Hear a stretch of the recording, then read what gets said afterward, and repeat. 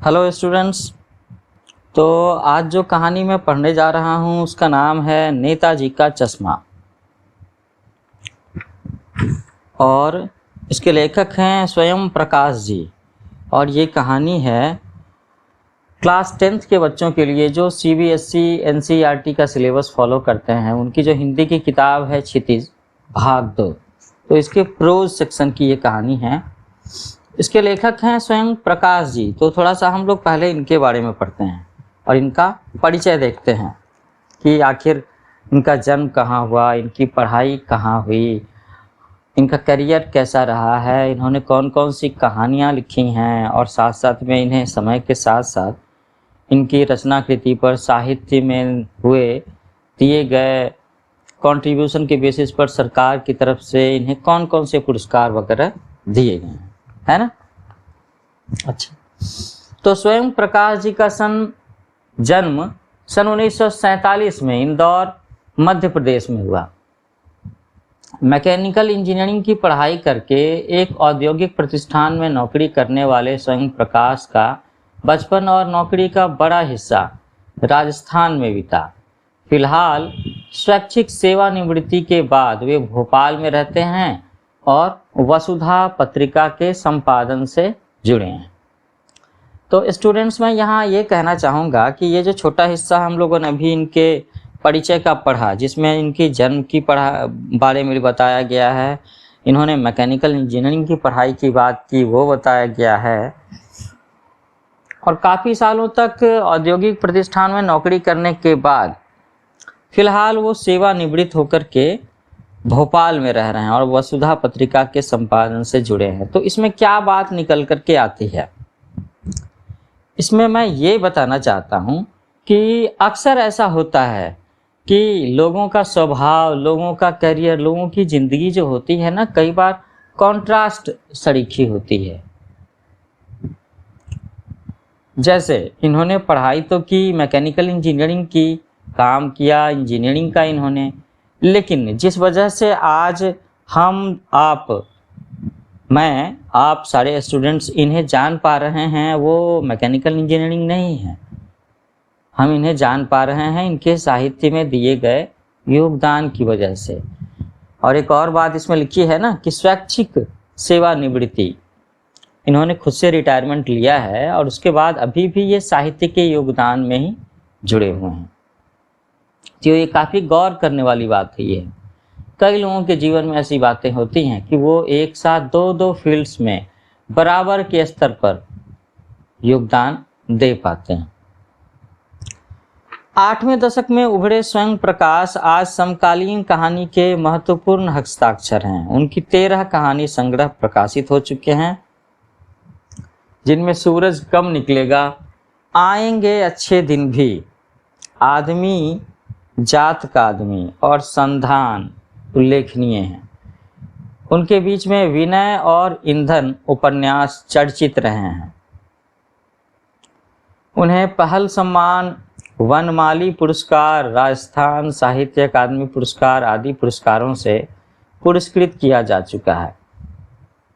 तो बच्चों, देखा ना आपने, 13 कहानी संग्रह, 13 स्टोरी टाइटल्स। ये छोटी बात नहीं है कि आप मैकेनिकल इंजीनियरिंग का काम कर रहे हों और साहित्य में भी इतनी दखल रखते हों, इतनी उपलब्धियां हासिल कर सको, इतना योगदान कर सको। कैसे बैलेंस किया होगा इन्होंने अपने करियर को और साहित्य से जुड़े हुए लगाव को। मध्यम वर्गीय जीवन के कुशल चितेरे स्वयं प्रकाश की कहानियों में वर्ग शोषण के विरुद्ध चेतना है, तो हमारे सामाजिक जीवन में जाति, संप्रदाय और लिंग के आधार पर हो रहे भेदभाव के खिलाफ प्रतिकार का स्वर भी है। रोचक किस्सागोई शैली में लिखी गई उनकी कहानियाँ हिंदी की वाचिक परंपरा को समृद्ध करती हैं। वाचिक परंपरा, जिसमें हम कहानियों को इस तरीके से पढ़ते हैं जिसमें ऐसा लगता है जैसे कि कोई इसे किसी और को सुना रहा है, ऐसे होती हैं कहानियाँ।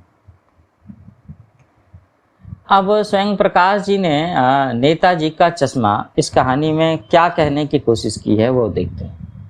तो चारों ओर सीमाओं से घिरे भूभाग का नाम ही देश नहीं होता। देश बनता है उसमें रहने वाले सभी नागरिकों, नदियों, पहाड़ों, पेड़ पौधों, वनस्पतियों, पशु पक्षियों से और इन सब से प्रेम करने वाले तथा इनकी समृद्धि के लिए प्रयास करने का नाम ही देशभक्ति है। असली देशभक्ति यही है। नेताजी का चश्मा कहानी कैप्टन चश्मे के माध्यम से देश के करोड़ों नागरिकों के योगदान को रेखांकित करती है, जो इस देश के निर्माण में अपने अपने तरीके से सहयोग करते हैं। कहानी यह कहती है कि बड़े ही नहीं, बच्चे भी इसमें शामिल हैं। क्या कहती है कहानी? कि इस देश को बनाने में, देश के योगदान में बड़े ही नहीं, बच्चे भी इसमें शामिल हैं। तो बच्चों, ये एक इशारा है आपकी तरफ में भी कि आप भी बड़े होकर के हमारा देश बनाने ही वाले तो हो, इसे और भी समृद्ध, शक्तिशाली, प्रगतिशील, है ना, वो बनाने वाले हो आप। तो हम लोग कहानी शुरू करते हैं। नेताजी का चश्मा। हालदार साहब को हर 15वें दिन कंपनी के काम के सिलसिले में उस कस्बे से गुजरना पड़ता था। कस्बा बहुत बड़ा नहीं था, जिसे पक्का मकान कहा जा सके वैसे ही कुछ मकान, और जिसे बाजार कहा जा सके वैसा ही एक बाजार था।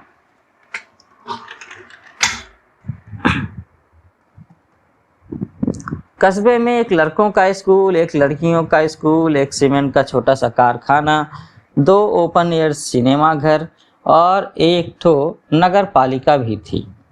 नगर पालिका थी तो कुछ न कुछ करती भी रहती थी। कभी कोई सड़क पक्की करवा दी, कभी कुछ पेशाब घर बनवा दिए, कभी कबूतरों की चित्री बनवा दी, तो कभी कवि सम्मेलन करवा दिया। इसी नगर पालिका के किसी उत्साही बोर्ड या प्रशासनिक अधिकारी ने एक बार शहर के मुख्य बाजार के मुख्य चौराहे पर नेताजी सुभाष चंद्र बोस की एक संगमरमर की प्रतिमा लगवा दी। यह कहानी उसी प्रतिमा के बारे में है, बल्कि उसके भी एक छोटे से हिस्से के बारे में जो हम लोग पढ़ने जा रहे हैं। तो पूरी बात तो अब पता नहीं, लेकिन लगता है कि देश के अच्छे मूर्तिकारकों की जानकारी नहीं होने के कारण और अच्छी मूर्ति की लागत का अनुमान और उपलब्ध बजट से कहीं बहुत ज़्यादा होने के कारण काफ़ी समय ऊहापोह और चिट्ठी पत्री में बर्बाद हुआ होगा, और बोर्ड की शासनावधि समाप्त होने की घड़ियों में किसी स्थानीय कलाकार को ही अवसर देने का निर्णय किया गया हो। और अंत में कस्बे के इकलौते हाई स्कूल के इकलौते ड्राइंग मास्टर, मान लीजिए मोतीलाल जी को यह काम सौंप दिया गया होगा, जो महीने भर में मूर्ति बनाकर पटक देने का विश्वास दिला रहे थे। तो मूर्ति बनाकर पटक देने का विश्वास, आप समझ रहे हो ना, कि हाँ ये काम ऐसे निपटा करके रख दूंगा, ऐसे करके लोग बोलते हैं ना कभी कभी। एक थोड़ा सा चैलेंज का स्वर भी होता है और थोड़ा सा अहंग का भी स्वर होता है इसमें, कि अरे अभी 15 दिनों में ये काम करके ऐसे पटक दूंगा, किनारे कर दूंगा। जैसा कि कहा जा चुका है कि मूर्ति संगमरमर की थी, टोपी की नोक से कोट के दूसरे बटन तक कोई 2 फुट ऊंची, जिसे कहते हैं बस्ट, और सुंदर थी। नेताजी सुंदर लग रहे थे, कुछ मासूम और कमसिन। फौजी वर्दी में मूर्ति को देखते ही दिल्ली चलो और तुम मुझे खून दो, मैं तुम्हें आज़ादी दूंगा, इस तरह के उनके जो नारे थे, है ना, वो याद आने लगते थे। इस दृष्टि से यह सफल और सराहनीय प्रयास था कि मूर्ति को देखते ही मन में ऐसे भाव जगते थे। केवल एक चीज़ की कसर थी जो देखते ही खटकती थी। नेताजी की आंखों पर चश्मा नहीं था, यानी चश्मा तो था लेकिन संगमरमर का नहीं था। एक सामान्य और सचमुच के चश्मे का चौड़ा काला फ्रेम मूर्ति को पहना दिया गया था। हालदार साहब जब पहली बार इस कस्बे से गुजरे और चौराहे पर पान खाने रुके, तभी उन्होंने इसे लक्षित किया और उनके चेहरे पर एक कौतुक भरी मुस्कान फैल गई। वाह भाई, ये आइडिया भी ठीक है कि मूर्ति पत्थर की लेकिन चश्मा रियल। जीप कस्बा छोड़कर आगे बढ़ गई। तब भी हालदार साहब इस मूर्ति के बारे में ही सोचते रहे और अंत में इस निष्कर्ष पर पहुंचे कि कुल मिलाकर कस्बे के नागरिकों का यह प्रयास सराहनीय ही कहा जाना चाहिए। महत्व मूर्ति के रंग रूप या कद का नहीं, उस भावना का है, वरना तो देशभक्ति भी आजकल मजाक की चीज होती जा रही है। ऐसा हो रहा है ना बच्चों? आप सारे बच्चों में से कौन सा ऐसा बच्चा है जो देशभक्त कहलाने में गर्व महसूस करेगा? या कौन कौन से ऐसे बच्चे हैं जिन सब के अंदर में देशभक्ति की भावना भरी हुई है? देशभक्ति की भावना क्या है जो मैं पूछ रहा हूं आपसे, कि कभी जरूरत पड़े तो देश के लिए मर मिटने को तैयार हो जाना, लड़ने को तैयार हो जाना। क्या इतना ही भर है देशभक्ति? नहीं, देशभक्ति ये भी है कि जब आप पढ़ लिख कर बड़े होकर के जो कुछ भी काम करते हैं उसमें देश की प्रगति जुड़ी हुई हो, देश की तरक्की जुड़ी हुई हो, देश को एक सम्माननीय स्थान दिलाने की कोशिश जुड़ी हुई हो, जिसमें हम देश का भला सोच रहे हों, अपने आसपास के समाज को समृद्ध और मजबूत कराने के बारे में सोच रहे हों, इस देश को एक उत्तम भविष्य देने की सोच रहे हों, है ना? ये होती है देशभक्ति। तो दूसरी बार जब हालदार साहब उधर से गुजरे तो उन्हें मूर्ति में कुछ अंतर दिखाई दिया। ध्यान से देखा तो पाया कि चश्मा दूसरा है। पहले मोटे फ्रेम वाला चौकोर चश्मा था, अब तार के फ्रेम वाला गोल चश्मा है। हालदार साहब का कौतुक और बढ़ा। कौतुक का मतलब है क्यूरियोसिटी यहाँ पे। वाह भाई, क्या आइडिया है! मूर्ति कपड़े नहीं बदल सकती लेकिन चश्मा तो बदल ही सकती है। तीसरी बार फिर नया चश्मा था। तो आपको क्या लगता है बच्चों कि ये क्या हो रहा है मूर्ति के साथ में? मुझे तो ऐसा कुछ आभास हो रहा है कि शायद हर थोड़े दिनों में मूर्ति का चश्मा चोरी हो जाया होता होगा और कोई भला व्यक्ति, कोई सम्मान देने वाला व्यक्ति कहीं न कहीं से कोई चश्मा ला करके उस मूर्ति को पहना देता होगा। ऐसा ही कुछ हो रहा होगा, आप देखें। तो इसमें क्या है कि तीसरी बार फिर नया चश्मा था। हालदार साहब की आदत पड़ गई हर बार कस्बे से गुजरते समय चौराहे पर रुकना, पान खाना और मूर्ति को ध्यान से देखना। एक बार जब कौतूहल दुर्दमनीय हो उठा तो पान वाले से पूछ ही लिया कि क्यों भाई, क्या बात है? यह तुम्हारे नेताजी का चश्मा हर बार बदल कैसे जाता है? पान वाले के खुद के मुंह में पान ठूंसा हुआ था। वह एक काला मोटा और खुशमिजाज आदमी था। हालदार साहब का प्रश्न सुनकर वह आंखों ही आंखों में हंसा। उसकी तोंद थिरकी। समझ रहे हो ना आप? उसकी तोंद थिरकी। थोड़ी सी हलचल हुई। पीछे घूमकर उसने दुकान के नीचे पान थूका और अपनी लाल काली बतीसी दिखाकर बोला, कैप्टन चश्मे वाला करता है। क्या करता है? हालदार साहब कुछ समझ नहीं पाए। चश्मा चेंज कर देता है। पान वाले ने समझाया। क्या मतलब, क्यों चेंज कर देता है? हालदार साहब अब भी नहीं समझ पाए। कोई गिराक आ गया समझो। गिराक का मतलब है ग्राहक। उसको चौड़े चौखट का चाहिए, कस्टमर, समझ रहे हो ना आप? तो कैप्टन किधर से लाएगा? तो उसको मूर्ति वाला दे दिया, उधर दूसरा बिठा दिया। अब हालदार साहब को बात कुछ कुछ समझ में आई कि एक चश्मे वाला है जिसका नाम कैप्टन है। उसे नेताजी की बगैर चश्मे वाली मूर्ति बुरी लगती है, बल्कि आहत करती है, मानो चश्मे के बगैर नेताजी को असुविधा हो रही हो। इसलिए वह अपनी छोटी सी दुकान में उपलब्ध गिने चुने फ्रेमों में से एक नेताजी की मूर्ति पर फिट कर देता है। लेकिन जब कोई ग्राहक आता है और उसे वैसे ही फ्रेम की दरकार होती है जैसा मूर्ति पर लगा है, तो कैप्टन चश्मे वाला मूर्ति पर लगा फ्रेम संभवतः नेताजी से क्षमा मांगते हुए लाकर ग्राहक को दे देता है और बाद में नेताजी को दूसरा फ्रेम लौटा देता है। वाह भाई, खूब, क्या आइडिया है! समझ रहे हो ना बच्चों? मैंने तो सोचा था कि शायद नेताजी के चेहरे पर से वो चश्मा चोरी हो जाता होगा या गिर करके टूट जाता होगा, तो कोई भला आदमी उन्हें एक चश्मा पहनाया जाता था। लेकिन यहाँ तो कुछ और ही बात है। आगे चलते हैं कि लेकिन भाई एक बात अभी भी समझ में नहीं आई। हवलदार साहब ने पान वाले से फिर से पूछा कि नेताजी का ओरिजिनल चश्मा कहाँ गया। पान वाला दूसरा पान मुंह में ठूंस चुका था। दोपहर का समय था, दुकान पर भीड़ भाड़ अधिक नहीं थी। वह फिर आंखों ही आंखों में हंसा। उसकी तोंद फिर से थिरकी। कत्थे की डंडी फेंक पीछे मुड़कर उसने नीचे पीक थूकी और मुस्कुराता हुआ बोला, मास्टर बनाना भूल गया। मतलब जब पहली बार ये मूर्ति बनी थी तो सिर्फ मूर्ति थी नेताजी की मूर्ति पे चश्मा नहीं था। मास्टर जो मूर्ति बनाने वाला था वो बनाना भूल गया था। तो अब सोचो भाई, नेताजी का फोटो हो, उसमें चश्मा ना दिखे। हम लोग तो जहाँ कहीं भी नेताजी सुभाष चंद्र बोस की फोटो देखते हैं, उनकी तस्वीर देखते हैं, तो उन्हें हम लोगों ने चश्मा में देखा है, क्योंकि वो एक बहुत अच्छे स्टूडेंट भी रहे हैं। और बाद में जब वो फौजी सैनिक के तौर पर, लीडर के तौर पर अपने सैनिकों को देश की मदद करने के लिए ललकारते हैं, चैलेंज करते हैं, तब भी हम लोगों ने उन्हें चश्मे में ही देखा है। तो पान वाले के लिए यह तो एक मजेदार बात थी, लेकिन हवलदार साहब के लिए चकित और द्रवित करने वाली बात थी, इमोशनल बात हो गई। यानी वह ठीक ही सोच रहे थे। मूर्ति के नीचे लिखा, मूर्तिकार मास्टर मोतीलाल वाकई कस्बे का अध्यापक था।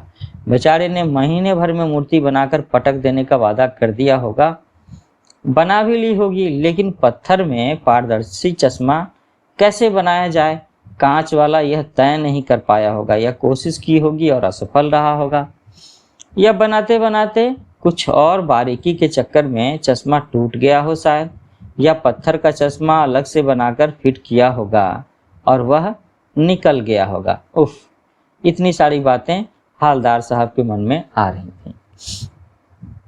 तो हवलदार साहब को यह सब कुछ बड़ा विचित्र और कौतुक भरा लग रहा था।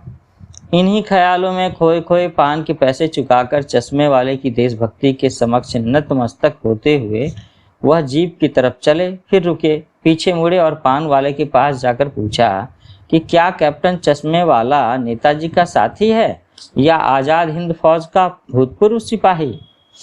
अब पान वाला नया पान खा रहा था, तीसरा पान पकड़े अपने हाथ को मुंह से 1.5 इंच दूर रोककर उसने हवलदार साहब को ध्यान से देखा, फिर अपनी लाल काली बत्तीसी दिखाई और मुस्कुराकर बोला, नहीं साहब, वो लंगड़ा क्या जाएगा फौज में, पागल है पागल, वो देखो आ रहा है, आप उसी से बात कर लो, फोटो वोटो छपवा दो उसका कहीं। ऐसा कहा पान वाले ने। तो अब तो हवलदार साहब को उनके प्रश्नों का जवाब मिलने वाला था। हवलदार साहब को पान वाले द्वारा एक देशभक्त का इस तरह मजाक उड़ाया जाना अच्छा नहीं लगा। हवलदार साहब की नज़र में उस चश्मे वाले के प्रति अच्छी भावना थी। मुड़कर देखा तो अवाक रह गए। एक बेहद बूढ़ा मड़ियल सा लंगड़ा आदमी, सिर पर गांधी टोपी और आंखों पर काला चश्मा लगाए, एक हाथ में एक छोटी सी संदूकची और दूसरे हाथ में एक बांस पर टंगे बहुत से चश्मे लिए अभी अभी एक गली से निकला था और अब एक बंद दुकान के सहारे अपना बांस टिका रहा था। तो इस बेचारे की दुकान भी नहीं, बस ऐसे ही फुटपाथ पर वो अपनी बांस की डंडी पर वो सारे फ्रेम लगाता होगा, फेरी लगाता है।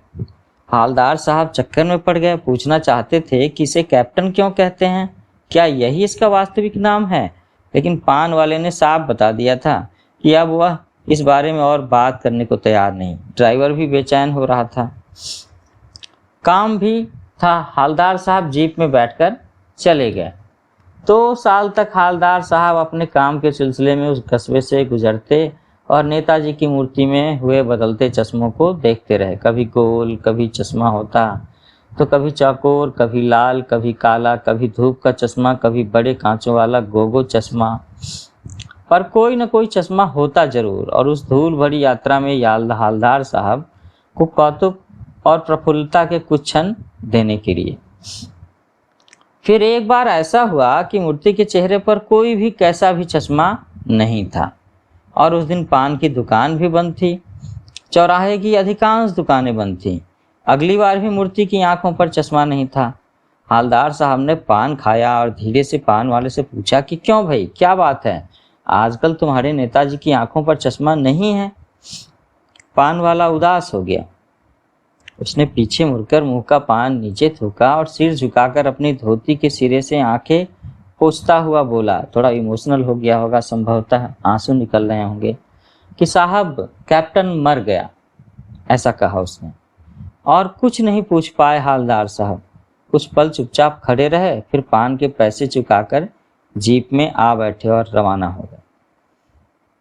बार बार सोचते कि क्या होगा उस कौम का जो अपने देश की खातिर घर गृहस्थी जवानी जिंदगी सब कुछ होम देने वालों पर भी हंसती है और अपने लिए बिकने के मौके ढूंढती है।